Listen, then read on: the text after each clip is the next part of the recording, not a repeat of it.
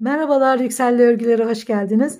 Bu gördüğünüz güzel kazağı çalışacağız şimdi. Çok kolay, çok basit.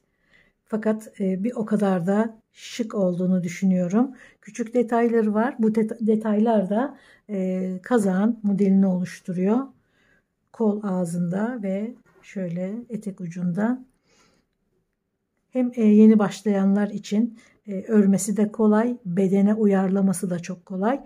Daha fazla zincir, daha fazla trabzanlarla hiç saymadan düşürebilirsiniz trabzan sayısını ya da arttırabilirsiniz.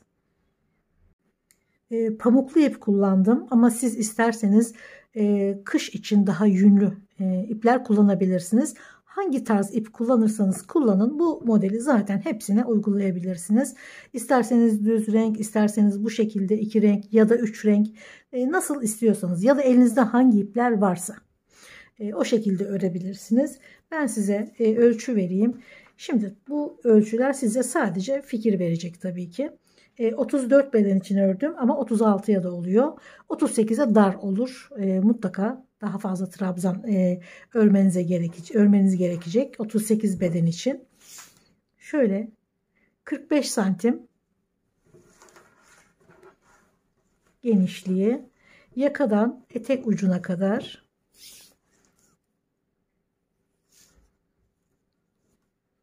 48 santim. Kol ölçüsünü de bu düşük olduğu için önce şuradan vereyim ölçüyü. Burada 43 santim var. Yakadan itibaren ölçersek 59,5 santim. 60'a yakın. Bu tabii kendi ölçünüzle alakalı ya da kolu ne kadar elinizin üzerinde, ne kadar parmak uçlarına kadar mı, el üzerinde mi ya da bilekte mi? Bunu siz kendi zevkinize göre örersiniz. Bu ölçüler sadece fikir vermesi açısından. 20 sıra ördüm yakayı. Onun da hemen ölçüsünü vereyim.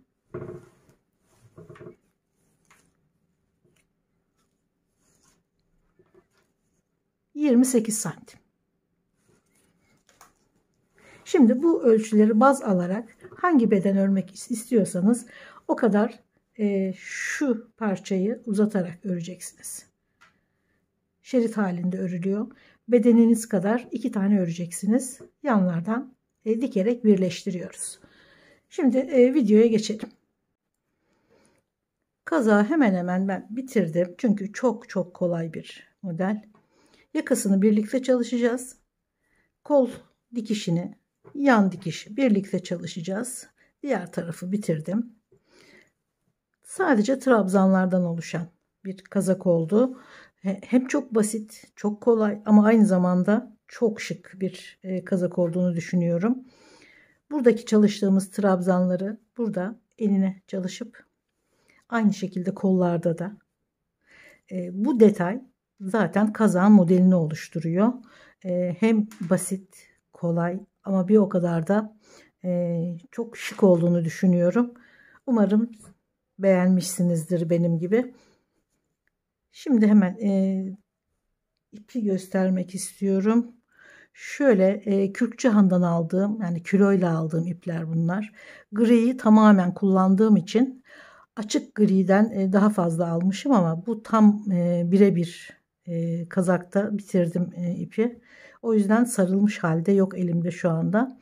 Aynı bunun tarzında Kürkçühan'da firmaların kendi iplerini işte sarıp sattığı tezgahlardan alıyorum. Pamuklu ipler çok yumuşak. Güzel kalın tığlarla da örülünce çok yumuşak. Giydiğinizde asla rahatsız etmeyen, çok kalın durmayan kazaklar örebilirsiniz bu tarz iplerle. Gerçekten çok yumuşacık ipler. 4,5 ve 4 milim 2 tane tığ kullanıyorum. Önce şuradaki şu parçayı, şerit parçayı örüyoruz. Ben 22 trabzan ve 36 sıra ördüm. Hem ön parça için hem arka parça için ayrı ayrı örüp zaten örgü bittikten sonra yanlardan dikerek birleştiriyoruz. Burada ufak bir model çalışalım şimdi. 22 ilmek trabzan değil, 10 trabzan üzerinden çalışacağım. Şöyle tekrar yapayım şunu. Şöyle kıvırıyorum. Sıkılaştırıyorum. Ve üzerine bol bol hiç sıkmadan 10 tane trabzan.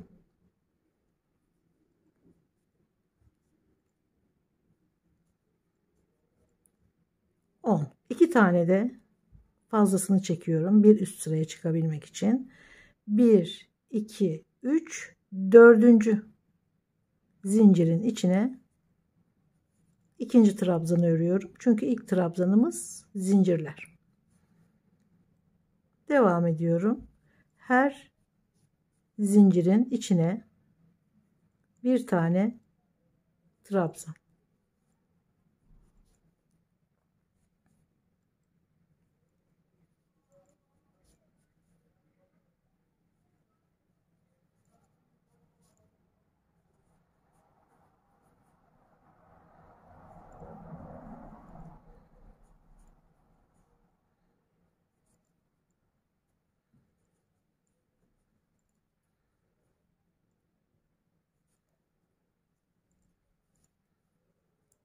Son zincire de bir trabzan.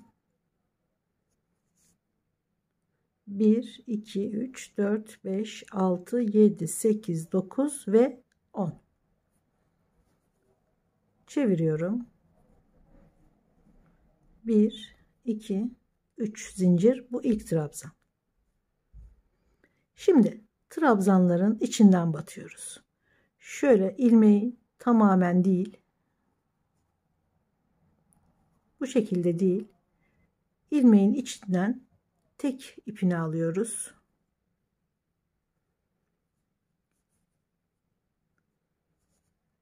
Bu şekilde değil. Şöyle içinden batıp iç tarafta kalan ipi alıyoruz.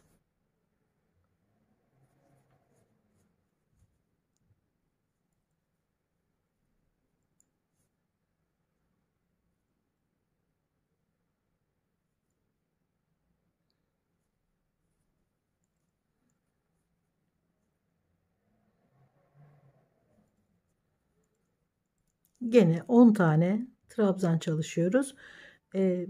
Örgü tamamen bu şekilde batarak ördüğümüz trabzanlardan oluşuyor.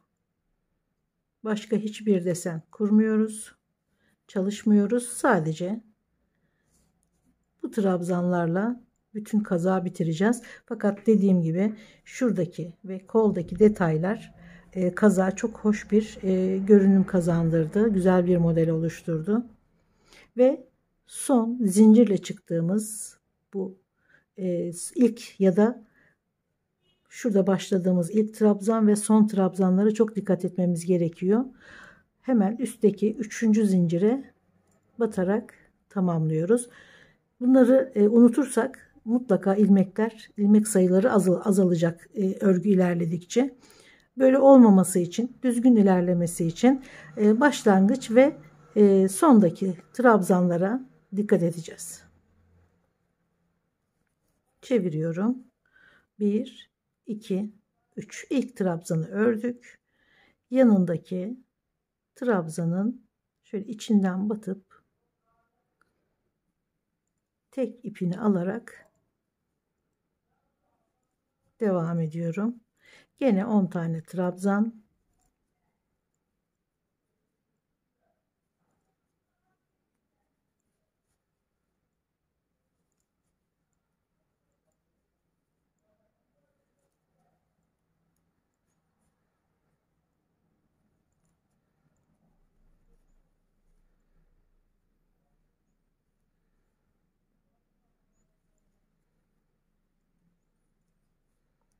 Ve son trabzanın da şöyle bir ipini alıp tamamlıyoruz.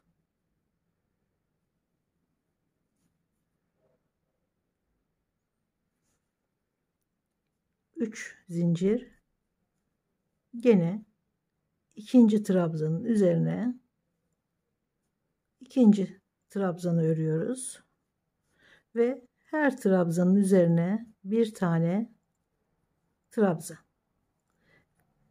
Sürekli şöyle içinden batarak tek ipini alarak devam ediyoruz.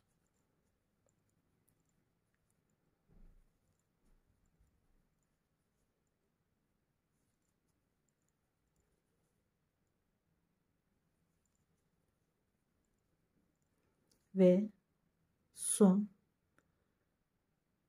trabzanın, yani zincirin üçüncü en yüksek zincirine batarak sırayı tamamlıyoruz. Görünüm bu şekilde. Şöyle zikzak ya da merdiven gibi bir görünüm oluşuyor. Bu şuraya battığımız için şuralarda kabartılar, çizgiler oluşuyor. Bu şekilde 36 sıra 22 ilmek trabzan üzerinden 36 sıra ördüm. Tabi siz kendi bedeninize göre öreceğiniz için bunun örerken, yani örgü uzarken mutlaka ölçe. Zaten çok kolay bir model olduğu için istediğiniz ölçüye gelene kadar öreceksiniz. Sökme de olmayacak. Yani bana küçük geldi, büyük geldi de olmayacak bu şekilde örüldüğü için. Kendi bedeninize birebir ulaştığınızda örgüyü bırakın. Sonra diğer parçayı aynı şekilde bir tane daha örün. Bunların üzerine, tabi bu örgü bittikten sonra, yani 2 tane şöyle beden oluşacak. Sonra bunlar yanlardan dikiliyor. Bedeni oluşturuyoruz. Aynı şekilde kolları örüp dikiyoruz. Ve sonra yakaya da bir balıkçı yaka örmek istiyorum. O da çok güzel yakışacak bu kaza. Şimdi bunu tamamladıktan sonra biraz daha öreyim. Küçük bir model çalışacağız çünkü. Sonrasında şuradaki modeller, trabzanlara geçiyoruz. Şimdi 4 milim tığ bırakıyoruz. 4,5 milim tığla devam ediyoruz. 10 sıra ördüm. Bu yeterli. Şimdi buralara önce şurada göstereyim. Buradan devam edeceğiz trabzanlara. Şu trabzan aralarına zaten görünüyor. Her sıranın arasına ikişer tane trabzan öreceğiz. 2 2 2. Burada da göstereyim. İkişer tane trabzan örerek devam ettim. Şöyle 2-3 sıra ördükten sonra örgü küçülmeye başladı. Zaten tahmin etmiştim yeterli olmayacağını. Hemen söktüm. Aralara ilaveler yaptım. Şöyle görürsünüz zaten 3 trabzan bir arada görünüyor aralarda. 1, 2, 3, 4, 5 tane trabzanları, yani 5 araya ikişer trabzanları ördüm. Sonra örgünün içine bir tane battım fazladan. Sonra gene 2 2 2 2 2 5 tane, 5 sıraya ördüm. Sonra araya bir tane ördüm. Her 5 sıranın arasına bir tane örgüye batarak arttırdım. Bu şekilde kenarlar gayet güzel. Ne fazla geldi ne eksik kaldı. Dümdüz bir şekilde ilerledi. Aynen görüldüğü gibi. Bu şekilde kendiniz de az geldiği zaman trabzanlar böyle aralara ilaveler yaparak sırayı tamamlayabiliyoruz. Önemli olan ölçüyü yakalamak. Şimdi hemen burada da aynı şekilde örüyorum.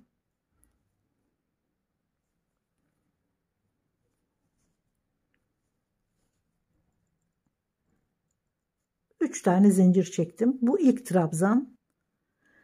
Araya geliyorum. Bir tane daha örüyorum. Sonra diğer boşluğa geliyorum. 2 tane aynı boşluğa.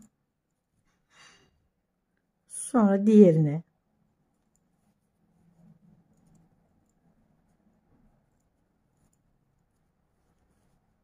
1 2 3. Fakat başlarken bir tane zaten araya çektiğimiz şu trabzanlardan hemen başa bir tane koyuyoruz zaten. Sonra 2 2 2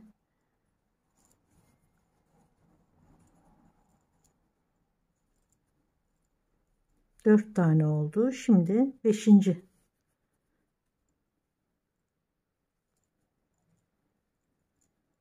Aynı boşluğa ikinci trabzan. 1 2 3 4 5 sıra ikili trabzan ördük. Yani ikili trabzan 2 tane 2 tane.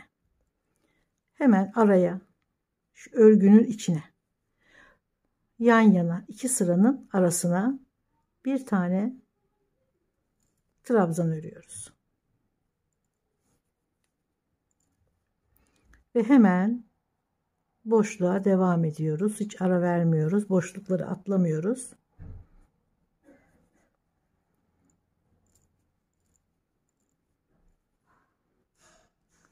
Her trabzan arasına 2 tane trabzan,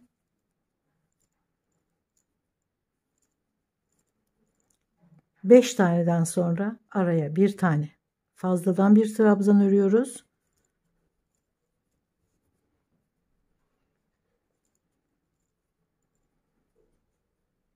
Bir, 2, 3, 4, 5. Başlarken zaten bir trabzanla başlamıştık. Gene örgünün içine batarak bir trabzanla tamamlıyorum.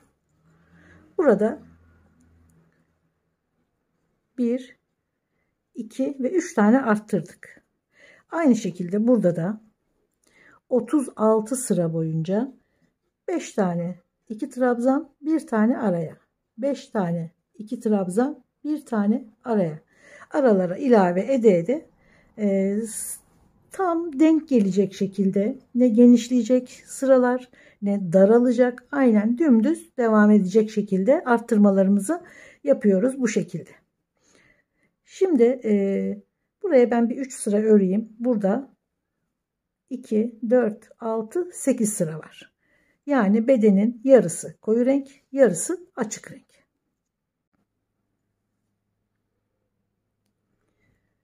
Kazağın iki renk tam ortadan renk değişimini yapabilmek için önce kazağı ne kadar uzunlukta öreceğiz ona karar vereceğiz. Ben 44-45 santim olmasını istedim en fazla. Şöyle omuzdan etek ucuna kadar tamamı 44-45, en fazla 45 santim olmasını istedim. Bunun yarısı yani 22 santim, 22-22,5 santim kadar koyu renk, 22-23 santim kadar da açık renk ördüm. Yani yarı yarıya. 3 renk yapmak istiyorsanız da bu istediğiniz boyu şöyle omuzdan etek ucuna kadar olan mesafeyi 3'e böleceksiniz. Aynı sıra sayısıyla 3 renk örebilirsiniz ya da dümdüz tek renk örüp devam edersiniz. Şimdi şu şeridi ördük, üzerine trabzanları ördük ve buradaki uzunluk kadar buraya da diğer renkle devam ediyoruz ama dümdüz, hiçbir kesinti yapmadan devam ediyoruz. Şöyle 2 4 6 8 10 12 14 16 18 19 sıra. Son şurada ördüğüm şu ensede ve ön tarafta bıraktığım açıklık, şu son sırada yapıyoruz onu. Buraya kadar 19 sıra daha örmüşüm. Siz de kendi ölçünüze göre renkli mi yapacaksınız, tek renk mi yapacaksınız, istediğiniz ölçüye gelene kadar şurada yakayı belirleyip burada trabzan, şurada trabzan ama arada ense ve ön yaka boşluğunu bırakarak tamamlıyoruz. Şu açık renkten ip bağlayıp 1-2 sıra öreyim ki daha anlaşılır olsun. başladığımız yani bitirdiğimiz yerden başlıyoruz yine. Bu sıra takipleri önemli. Herhangi bir yerden şöyle başlamıyoruz. İp neredeyse, ipi nerede kestiysek oradan başlıyoruz. Yine ipi bu şekilde bağlıyorum. Hemen 3 zincir yanındaki trabzanları örerek aynen burada ördüğümüz gibi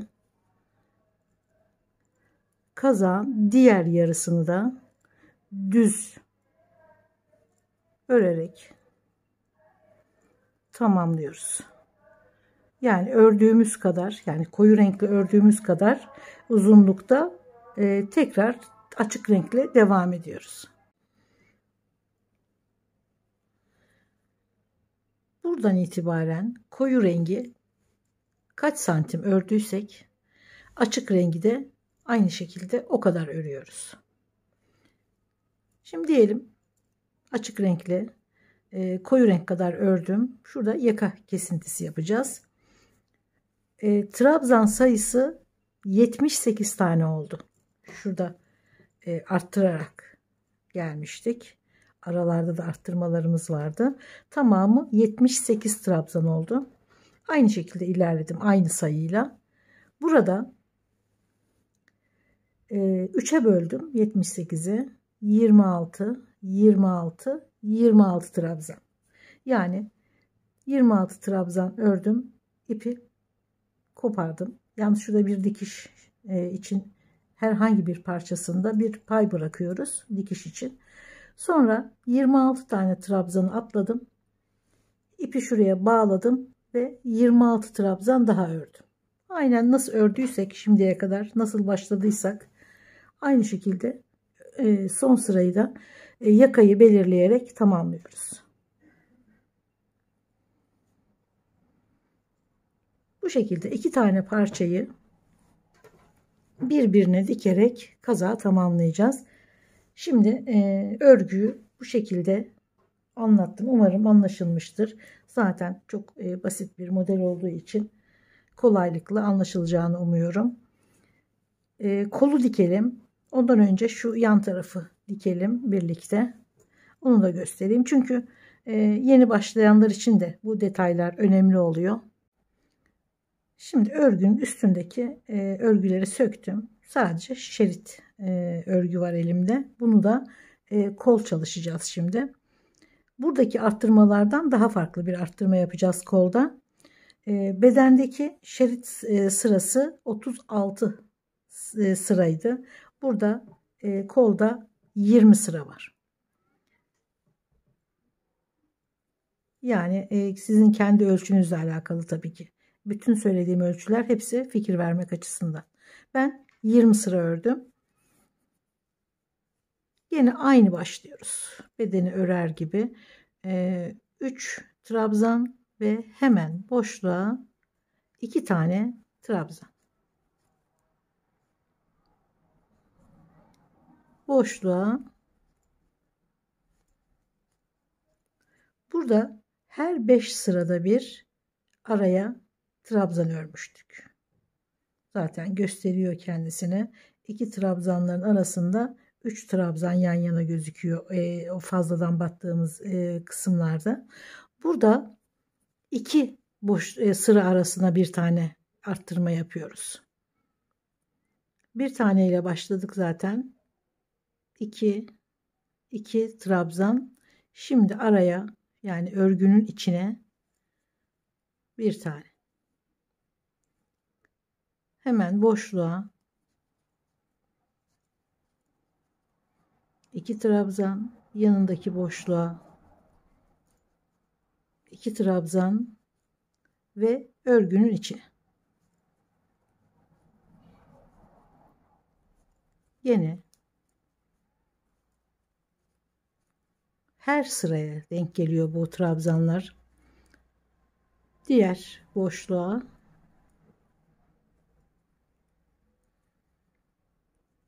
ve örgünün içine bir tane.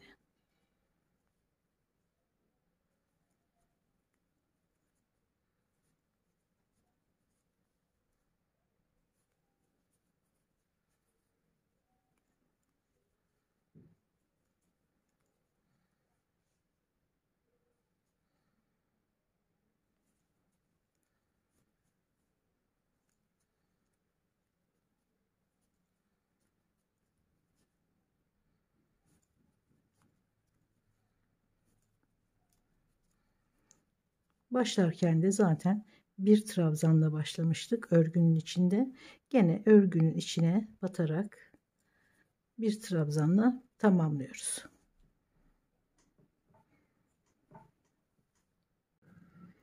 Burada 26 trabzan ama tabii ki örgüde 50 trabzan oluyor.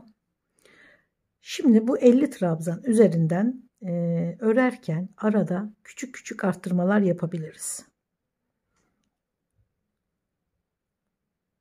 Tabii ki ölçülerinizle alakalı. Bir de tığ değiştirmeyi unutmuyoruz. Şerit kısmı 4 milim, üstteki örgü 4,5 milim. Çeviriyorum. Arttırma yapmak için hemen yanındaki trabzana bir tane daha örelim. Ve sonrasında aynı ilmeğe bir kere daha batalım. Bu şekilde bir tane arttırdık. Devam ediyorum.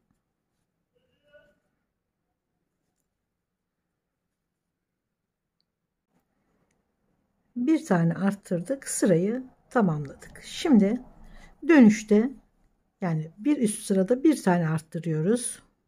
Yine 3 zincir. Yine yanındaki trabzana, yanındakine. Sonra aynı boşluğa bir tane daha batıyorum. Şurada arttırarak başlamıştık. Bir üst sıraya arttırarak devam ediyoruz. Yani artışı bu sırada burada, diğer sırada bu başta yapmış oluyoruz. Bu şekilde ben buradaki sırayı 7 sıra yaptım. Yani burada 8 sıraydı. Burada 7 sıraya düşürdüm. Tabi sizin kendi ölçünüzle alakalı olacak bu da. 8 sıra, yani yine aynı şekilde bu ölçülerle giderseniz yine 8 sıra örebilirsiniz. Önemli değil. Şimdi bir tane arttırdık. Sonra döndük. Bir tane daha arttırdık. Sonra 2 sıra örelim. Mesela şurada. Bir tane arttırdık. Bir tane arttırdık. Şöyle 2 sıra örelim. Sonra gene bir tane arttıralım. Bir tane öteki sırada arttıralım. 52 zaten 50 idi. 52 oldu. Sonra 54. Bir kere daha o şekilde arttırırsak 56 58 ilmek yeterli oluyor kola. Tabii ki bu ölçülerle, yani kendi ölçünüze göre hareket edeceksiniz. 56, en fazla 58 ilmek yeterli oluyor kol için. Dikerken parçaları kendi renkleriyle dikiyoruz. Açık rengi açık renkle, koyu rengi koyu renkle.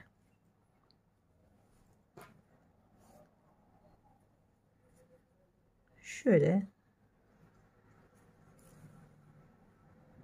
sıkılaştırıyoruz.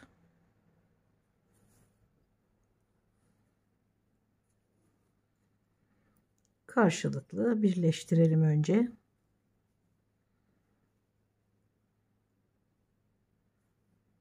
Sonrasında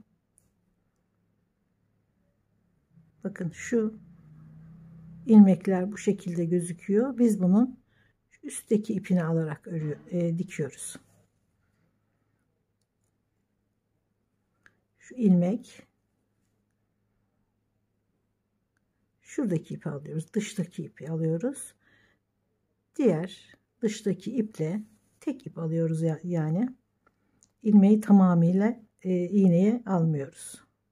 En dış iplerini alarak dikiyoruz. Güzel, temiz bir şekilde.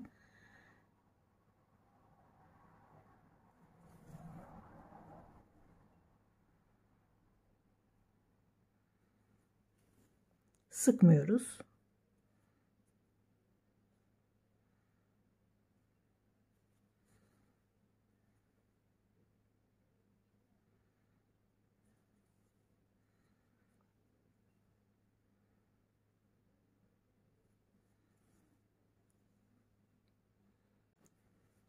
Buradaki dikişi aynısını omuzlarda da yapıyoruz. Bakın, hiç dikiş izi belli olmuyor. Şimdi trabzan örgüye geldik. Yani burası da trabzan ama şerit halinde ördüğümüz için tam birbirine bakarak şöyle birleştirdik. Burada da yan yana. Trabzanın ortasından önce alıyoruz. Sonra şöyle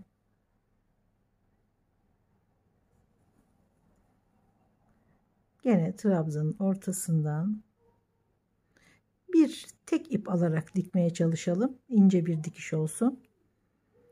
Sonra şöyle trabzanın dibinden gene ortadan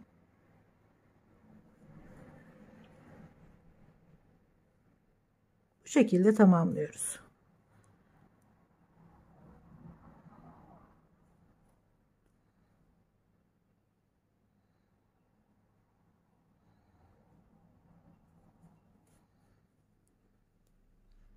Şimdi kolu dikiyoruz. Burada aynı mesafeyi bıraktım dikerken. Şimdi şu dikiş olan taraftan yine koltuk altına denk getirerek iki parçayı birbirine birleştiriyoruz. Tam karşılığına denk gelecek ilmekleri iğneyle batarak dikiyoruz. Çünkü buna dikkat etmezsek belki şöyle fazla kalır, bazen eksik kalır. O yüzden tam karşılığına denk gelecek şekilde dikiyoruz.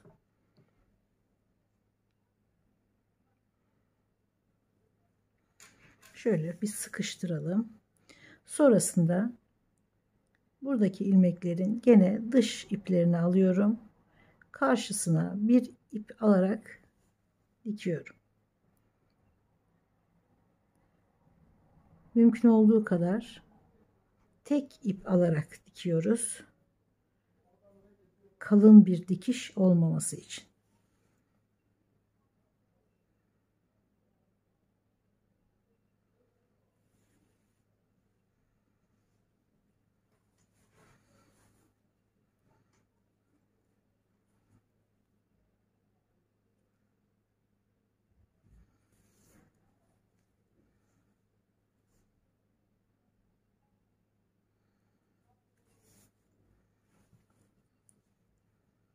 Sıkmıyoruz. Kendi halinde bırakıyoruz ipi. Germeden.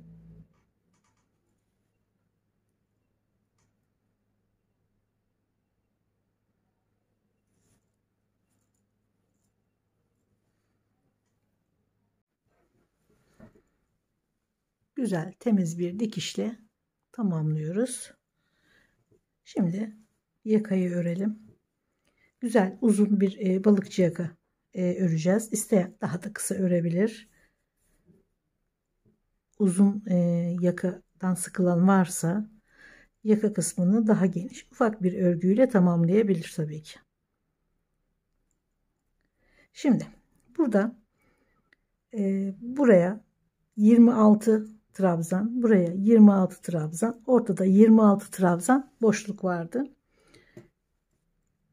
Şu iki sıranın ortasına ipi bağlıyoruz.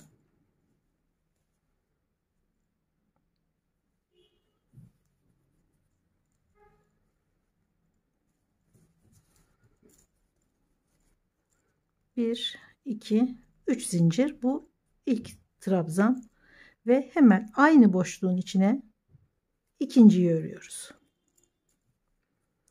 Sonra şuradaki trabzan aralığına, boşluğa 3 tane trabzan örüyoruz. Buraları yakanın dönüş yerleri. O yüzden buralarda biraz trabzan olması gerekiyor. Rahat dönebilmesi için, rahat bir yaka olabilmesi için. 2 başlarken 3 tane de 2 trabzan arasına ördük. Şimdi yanındaki trabzandan itibaren birer tane örerek devam ediyoruz.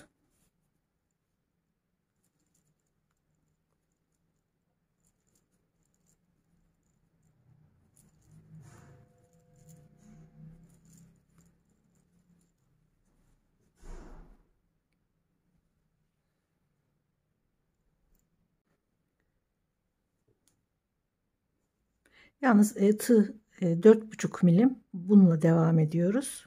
Geniş, rahat bir yaka olabilmesi için. Evet, şurası dikiş yeri. Şurada trabzan aralığına 3 tane örmüştük. Diğer tarafta aynı şekilde 3 tane örüyoruz.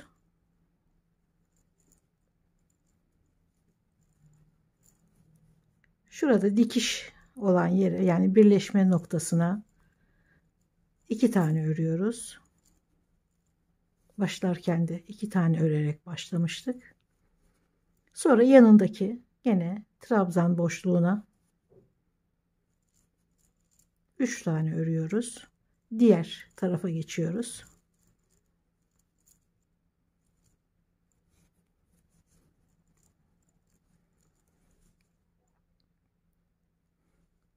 Üç trabzan, 2 trabzan, zaten burası tam dikişte olduğu nokta. Sonra yanındaki trabzan boşluğuna aynen 3 trabzan ve devam ediyorum.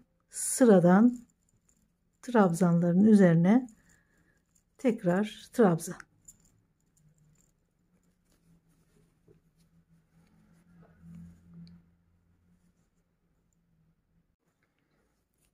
Sırayı 3 trabzan örüp şu araya, sonra başladığımız 2 trabzanın ilkine bağlayarak tamamlıyoruz.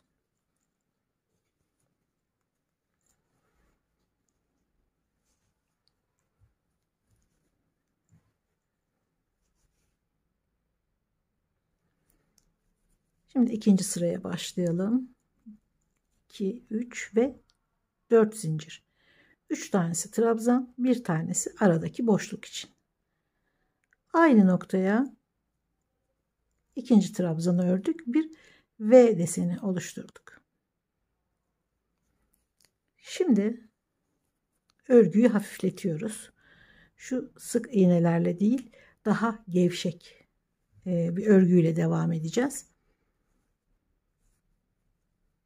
Bir tane ilmeği atlıyorum diğerine. Bir trabzan, bir zincir, aynı noktaya bir trabzan daha. V desenleri örüyoruz şimdi. Bayağı gevşeteceğiz örgüyü. Gene bir tane ilmek atlıyorum diğerine. Araya bir zincir ve aynı noktaya bir trabzan daha.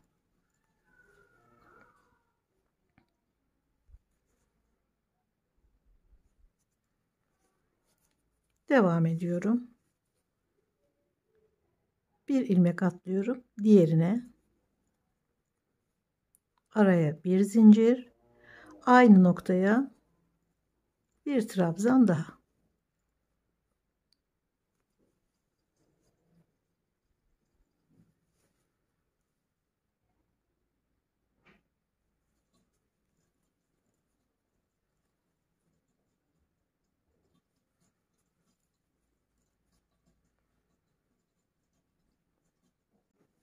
İkinci sıra V desenlerle devam etti.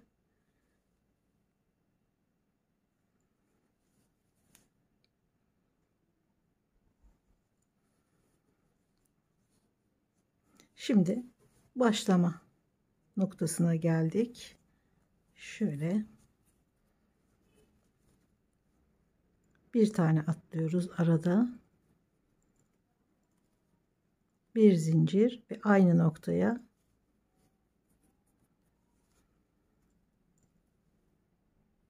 bir tane atlayıp başladığımız noktaya bağlıyoruz. Şimdi bu sırayı yineleyerek İstediğimiz uzunluğa gelene kadar örmeye devam edeceğiz. Dediğim gibi zevkinize göre istediğiniz uzunlukta örebilirsiniz.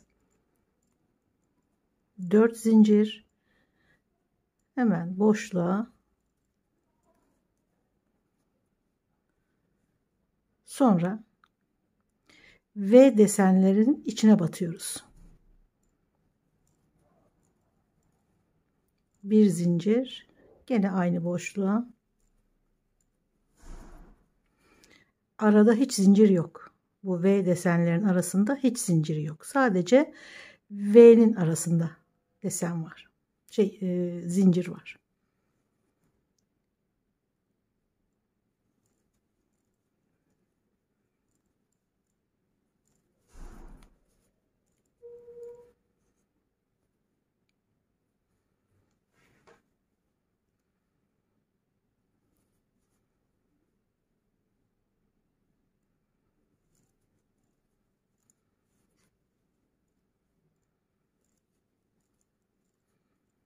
Bütün V desenlerinin içine batarak örüyoruz ve bundan sonraki sıra sürekli yineleniyor aynı şekilde. 20 sıra örerek tamamladım. Siz isterseniz daha uzun, daha kısa, zevkinize göre örebilirsiniz. Şöyle şu mesafeyi, belki daha fazla istersiniz, belki daha az. Çok şık bir kazak olduğunu düşünüyorum. Çok sade ama çok şık. Umarım emeğinize değecek ürünlerden biri olmuştur gene. Videolarımı beğeniyorsanız, bundan sonrakileri de izlemek isterseniz beğenmeyi ve abone olmayı lütfen unutmayın. Görüşmek üzere. Sağlıkla kalın.